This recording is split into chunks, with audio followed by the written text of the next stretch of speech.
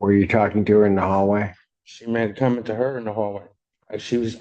We were talking to her about testing, and I said something that I didn't. Were you sitting next to each other in the courtroom? You know I can get video from the courtroom. Oh, yeah, I So understand that. Yeah, she was sitting next to me. you're not to have contact with her. You know that. Forget the testing. Defendant's bond at this time is revoked. Defendant's Good morning, remanded. Sylvana Reed, Assistant Public Just Defender go with and up on behalf before of Judge Mr. Slay. Ruggs. All right. This is going to be a waiver. That is correct. Mr. Ruggs, you signed this examination waiver? Yes, I did, sir. You understand that a preliminary examination is a proceeding where the people would have to show by probable cause that the offense alleged was committed and that you committed it. Yes, sir. And you understand that you'll not have that hearing and that you'll proceed to circuit court for further resolution. Yes, sir. People also waive their right. Preliminary examination having been waived, defendant is bound over to circuit court on count 1 with 2 following. Street. Thank you. We would acknowledge receipt of the information, waive any further reading and stand mute. Defendant having waived formal reading, standing mute, court will enter a not guilty plea. Pretrial will be set for 27th at 1:30 before Judge Slate Thursday. June 27, 2024, 1:30 Slay Thursday. Bond with its conditions will continue. Yes. The note in my file from the other APA that you saw in violation you passed today. Yes. The May 17th, 2024 bond violation report. I do. Is there a reason why you were missing?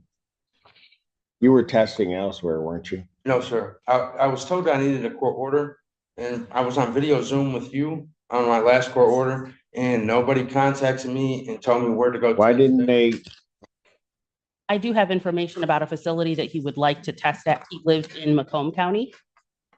We Yeah, I'm on GPS. Oh, I'm sorry. called them and they indicated as long as the order indicates what sort of panel needs testing and the frequency. Well, that was supposed to be done before. If I give you a test today, are you going to test? Yeah, the only thing I'm gonna fail for would be marijuana. Why are you using that? Can I speak freely? Yes. Your Honor, I'm gonna be upfront honest with you. I used to have a crack cocaine addiction, and I've come a long way. I've been through a lot, this past few months. I lost my father, my grandmother.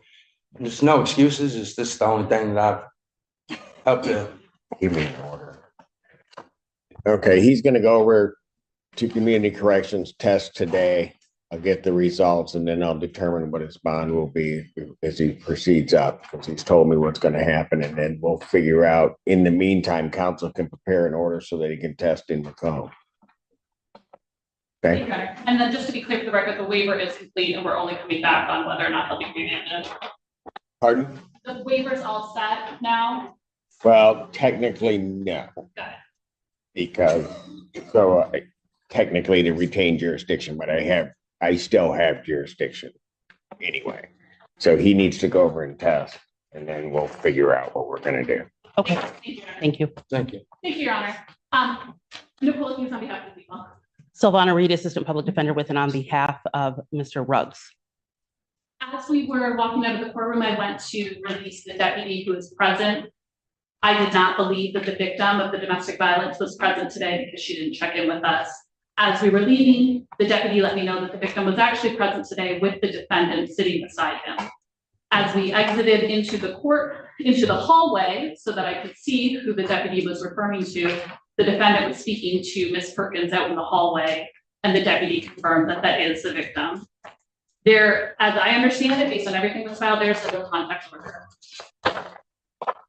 That, in addition to the corrections violation, I'm requesting that he be remanded and that his bond be revoked.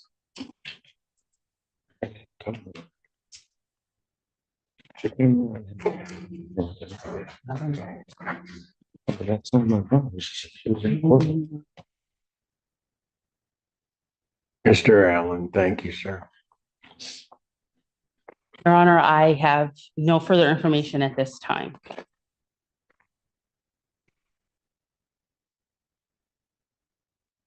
Does he admit to the violation?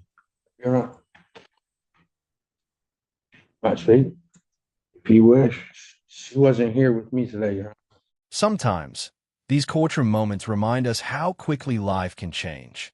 Just one mistake, one poor decision, and everything rests in the judge's hands. If you're still here, don't forget to subscribe, because every case reveals a truth most people never recognize until it's already too late. Man, coming to her in the hallway. We were talking to her about testing, and I said something that I didn't. Were you sitting next to each other in the courtroom? You know I can get video from the courtroom. Okay, I So- understand that. Yeah, she was sitting next to me. You're not to have contact with her. You know that. Forget the testing. Defendant's bond at this time is revoked. Defendant's remanded. It'd just go up before Judge Slay. I'll just leave it there. Thank you. Your Honor. Yeah.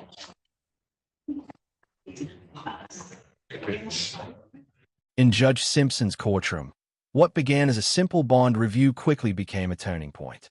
Mr. Ruggs, already under supervision for a prior violation, was found sitting next to the one person he was strictly ordered to avoid, the victim, Miss Perkins.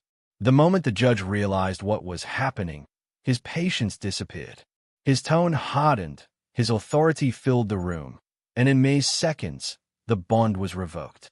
There were no drawn-out explanations, no warnings, no leniency, just immediate, decisive justice. This case is a clear reminder of how delicate trust is within a courtroom. A single misstep can destroy everything in an instant. Whether it's overconfidence, negligence, or emotion, the law doesn't make room for excuses.